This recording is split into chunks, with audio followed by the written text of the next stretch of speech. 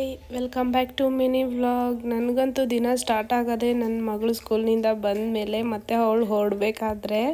ಅವಳು ಸ್ಕೂಲ್ಗೆ ಹೊರಟ ಮೇಲೆ ಸಾಯಂಕಾಲವರೆಗೂ ನನಗೆ ಬೇರೆ ಬೇಜಾರಾಗ್ತಾ ಇರುತ್ತೆ. ಯಾವಾಗ ಬರ್ತಾಳೋ ಅಂತ ದಾರಿ ಕಾಯ್ತಾ ಇರ್ತೀನಿ. ಅವಳು ಬಂದ ಮೇಲೆ ಅವಳು ಪುಟ್ಟ ಮಾತುಗಳು, ಸ್ಕೂಲಲ್ಲಿ ಏನೇನು ನಡೆಯುತ್ತೆ ಅವೆಲ್ಲ ನನಗೆ ಬಂದು ಅಪ್ಡೇಟ್ ಮಾಡೋದಾಗಲಿ, ಯಾವ ಮ್ಯಾಮ್ ಯಾವ ಥರ ಏನು ಮಾತಾಡಿದ್ರು, ಯಾವ ಥರ ಓಡಿದ್ರು, ಏನು ಕೊಡಿದ್ರು ಎಲ್ಲ ಬಂದು ನನಗೆಲ್ಲ ಪ್ರತಿಯೊಂದು ಹೇಳ್ತಾಳೆ. ನನಗೆ ಹಾಗೆ ಯಾಕೋ ಇವತ್ತು ತುಂಬಾ ತಲೆನೋವ್ತಿತ್ತು ಅಂದ್ಬಿಟ್ಟು ಒಂದು ಕಪ್ ಕಾಫಿ ಮಾಡ್ಕೊಂಡು ಕುಡಿದೆ. ಅವಳಿಗೋಸ್ಕರ ತುಂಬ ದಿನ ಆಗಿತ್ತು ಏನಾದರೂ ಮಾಡಿಕೊಟ್ಟು. ಅದಕ್ಕೆ ಏನು ಬೇಕು ಅಂತ ಕೇಳಿದೆ. ಅವಳು ಕೇಕ್ ಬೇಕು ಅಂತ ಅವರಪ್ಪ ಕೇಳ್ತಾಯಿದ್ಲು. ಸರಿ ಪ್ಯಾನ್ ಕೇಕ್ ಟ್ರೈ ಮಾಡೋಣ ಅಂದ್ಬಿಟ್ಟು ಇದು ಫಸ್ಟ್ ಟೈಮ್ ಟ್ರೈ ಮಾಡಿದೆ. ಏನಿಲ್ಲ, ಸಿಂಪಲಾಗಿ 2 ಬಾಳೆಹಣ್ಣು ಮತ್ತು 2 ಮೊಟ್ಟೆ, ಗೋಧಿ ಹಸಿಟ್ಟು ಹಾಕ್ಬಿಟ್ಟು ನೀಟಾಗಿ ಕಲಿಸ್ಕೋಬೇಕು.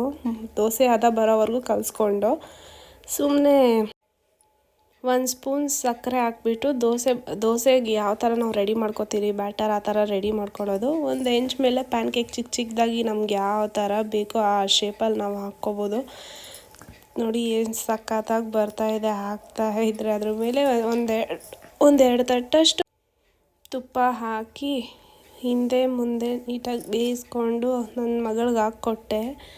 ಮತ್ತು ಅದು ಸ್ವಲ್ಪ ಹನಿ ಹಾಕ್ಕೋಬೇಕು ಸ್ವೀಟ್ನೆಸ್ಗೆ. ನಾವು 1 ಸ್ಪೂನ್ ಹಾಕಿರ್ತೀವಲ್ವ ಸಕ್ಕರೆ, ಅದರಿಂದ ಹನಿ ಹಾಕಿ ಕೊಟ್ಟೆ. ಅವಳು ತಿಂದು ಚೆನ್ನಾಗಿದೆ ಅಂತಲೇ ಹೇಳಿದ್ಲು. ಖುಷಿ ಆಯಿತು. ನಾವಿಷ್ಟೆಲ್ಲ ಮುಗಿಸ್ಕೊಂಡು ಬರೋವರೆಗೂ ನನ್ನ ಮಗಳು ಹೇಗೋ ಎದ್ದಿಲ್ಲ. ಏನು ಡಿಸ್ಟರ್ಬೆನ್ಸ್ ಇಲ್ದಿರ ಆರಾಮಾಗಿ ನಾವಿಬ್ಬರು ಕೂತ್ಕೊಂಡು ಮಾಡ್ಕೊಂಡ್ವಿ.